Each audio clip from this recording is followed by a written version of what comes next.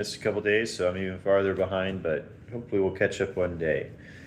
Today we're in 2 Kings chapter 11, and the section title is Athaliah. I'm going to pronounce it that way. It might be Athaliah, but I'm going to say Athaliah. Rules in Judah.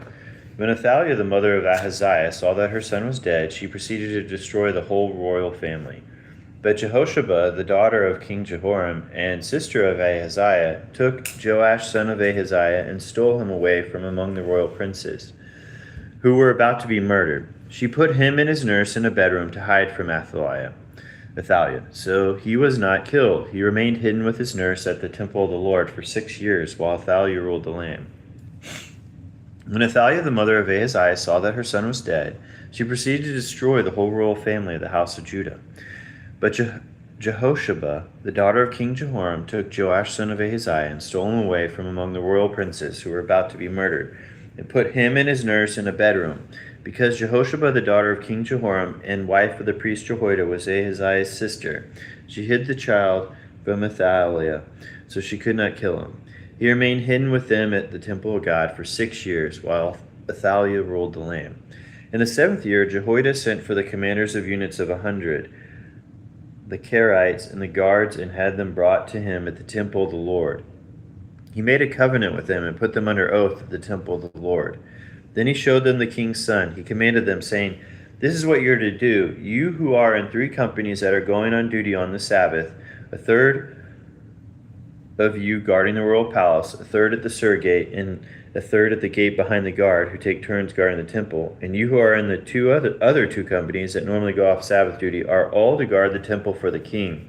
Station yourselves around the king, each of you with weapon in hand. Anyone who approaches your ranks is to be put to death. Stay close to the king wherever he goes." The commanders of units of 100 did just as Jehoiada the priest ordered. Each one took his men, those who were going on duty on the Sabbath and those who were going off duty, and came to Jehoiada the priest. Then he gave the commanders the spears and shields that had belonged to King David, that were in the temple of the Lord. The guards, each with a weapon in hand, stationed themselves around the king near the altar in the temple, from the south side to the north side of the temple. Jehoiada brought out the king's son and put the crown on him. He presented him with a copy of the covenant and proclaimed him king. They anointed him. The people clapped their hands and shouted, "Long live the king." In the 7th year, Jehoiada showed his strength. He made a covenant with the commanders of units of 100. Azariah, son of Jehoram, Ishmael, son of Jehonanan, Azariah, son of Obed, Messiah, son of Adiah, and Elishaphat, son of Zichri. They went throughout Judah and gathered Levites and heads of Israelite families from all the towns. Excuse me, I'm kind of sick. When they came to Jerusalem, the whole assembly made a covenant with the king at the temple of God. Jehoiada said to them, "The king's son shall reign, as the Lord promised, concerning the descendants of David. Now this is what you're to do. A third of you priests and Levites who are going on duty on the Sabbath are to keep watch at the doors. A third of you at the royal palace, and a third at the foundation gate.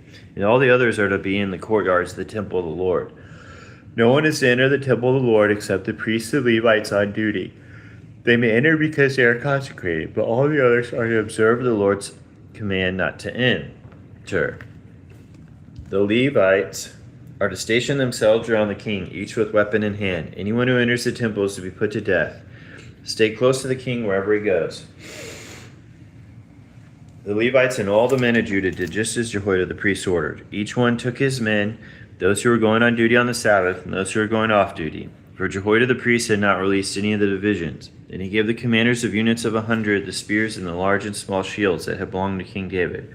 There in the temple of God, he stationed all the men, each with his weapon in his hand, around the king near the altar in the temple, from the south side to the north side of the temple. Jehoiada and his sons brought out the king's son and put the crown on him. They presented him with a copy of the covenant and proclaimed him king. They anointed him and shouted, "Long live the king." Sorry, I've got to take a break. I'm not feeling well. I'll be back.